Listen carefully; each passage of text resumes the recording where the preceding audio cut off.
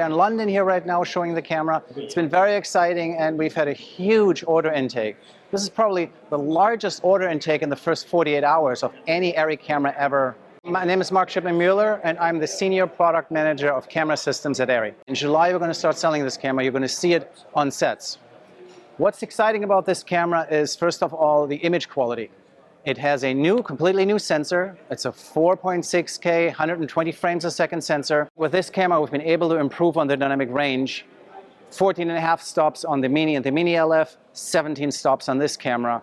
And I think this will be really helpful on set if you have overexposed windows in the background, anything like that. Sensor development is very scary, very expensive, and there are lots of things you can't control. But sometimes you get a sensor that works out really, really well, which we did with the original Alexa sensor, and we also did with this sensor. That's a really, really nice sensor. In addition, we have lower noise level, so we can run this up to 6400 ASA, and we have a special noise reduction mode called Enhanced Sensitivity Mode that reduces the noise. If you're really in trouble, you need to shoot in the dark, you can turn that on and you get less noise. When that mode is on, we record 2 frames, and then we take the noise from the second frame and use it to reduce the noise of the first frame. So the thing with noise reduction is if you have just 1 frame, at some point it's very difficult to distinguish between a small image detail and noise. But the moment you have 2 frames to look at the noise, so we're taking the noise from the second frame, the noise from the first frame, using the noise, combining it to reduce the noise in the first frame, throw the second frame away, on we go. So you have a stop and a half in the highlights and another stop in the dark parts of the image. It's what's called a 4:3 sensor, even though technically it's a 3:2 sensor. All our sensors are 3:2, but we're calling them 4:3 because that in the film days that said it's tall. The recording format is Netflix compliant, the spherical as well as anamorphic formats, all Netflix compliant. We've rethought all the accessories, so they're completely new mechanical accessories, plus there are 2 new electronic accessories. And one of them is here. That is, you cannot really see very much here, but that is the power distribution module that has 7 extra power outputs. Because in some countries, especially America, people just put tons of stuff on the camera. Yeah, this camera can produce 290 watts of power. That's 90 watts, up between 90 to 140 for the camera itself, and another 150 for the accessories. And that also comes out of this power distribution module.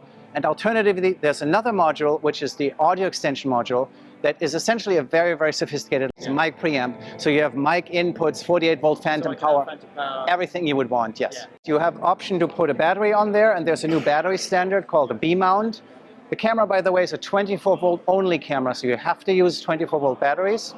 We can use batteries from a number of manufacturers. Different standards work with this camera.